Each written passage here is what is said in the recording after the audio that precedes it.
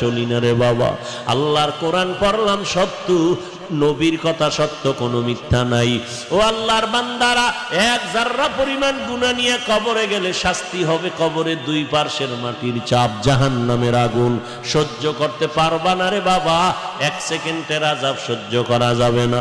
ঘরের মধ্যে ঘুমাইতে গেলে মশারি টানাই, মশার জ্বালায় ঘুমাইতে পারি না। আর ওই কবরে যদি গুনাহগার হইয়া যাই, ওই কবরে পোকামাকড় এসে ভরে যাবে। কোথায় মশারি পাইবারে মুমিন আল্লাহর গোলাম? ওই কবরে জাহান্নামের আগুন।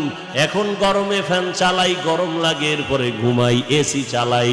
কবরের ভিতরে গুনাহগার, জাহান্নামের আগুন জ্বলে উঠলে এসি কোথায় পাবারে বাবা?